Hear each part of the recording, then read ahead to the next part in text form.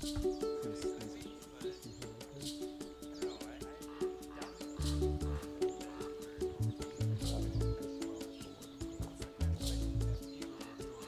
Paton Center for Hummingbirds is a 1.5 acre property in Patagonia, Arizona. It's been owned by the Tucson Audubon Society for just 3 years. Formerly, it was the home of Wally and Marion Paton, who started homesteading here in the 1970s. And really, what they created was a globally recognized place to come and see and view hummingbirds. We are from Kansas, and we came down here for birding and celebrating our anniversary. I found it on the Audubon Society's website, so it was interesting. We like looking for hummingbirds, so lots of different varieties. That's what we were looking for.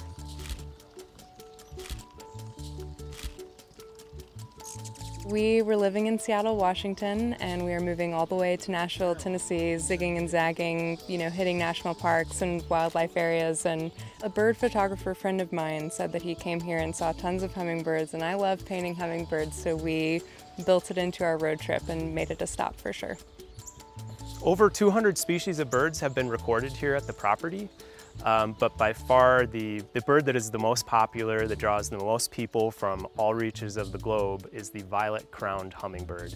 So if we went down to central Mexico, this bird might be common, but in the United States it occurs year-round in just a very few locations, Santa Cruz County being the core of that.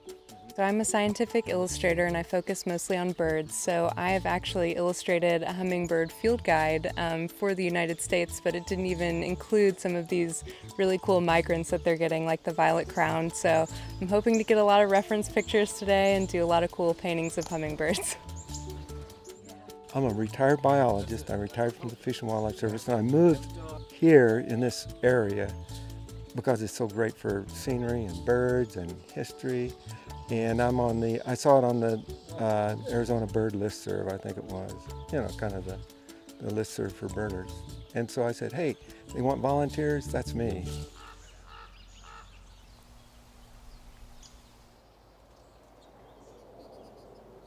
The Paton Center is definitely more than just hummingbirds. If you walk through the Richard Grand Memorial Meadow, you'll see a lot of butterflies right now.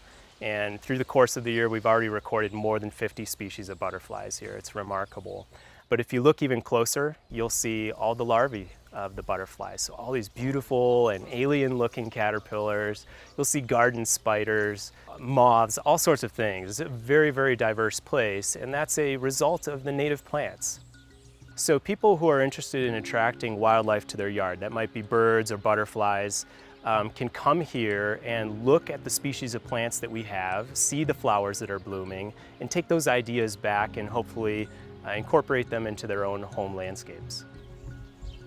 Being a local bird guide, I started getting a lot of questions about the other types of fauna in the area, the butterflies and the reptiles and mammals and stuff like that, so I figured I better try learning as much about those things as I could, and kind of got hooked on butterflies. So now I'm sort of a birding and butterfly guide.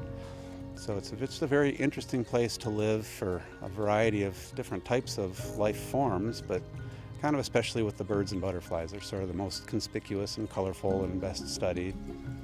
These darker butterflies that are flying around the flowers here are pipevine swallowtails. It's a beautiful, almost black swallowtail with kind of an iridescent blue flash that you'll see when they kind of catch the sunlight. And like the monarch butterfly, they eat a toxic plant when they're caterpillars, so that they grow up to be toxic to birds. And presumably if a bird eats one of these pipevine swallowtails and then gets sick, that it will remember that it doesn't like eating those swallowtails.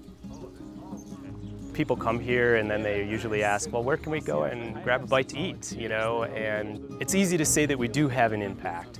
I'm an ambassador for the community in that way. Bird watching is a multi-billion-dollar industry across the United States, and Arizona, especially southeast Arizona, is easily in one of the top 5 destinations to come and view birds in the whole country.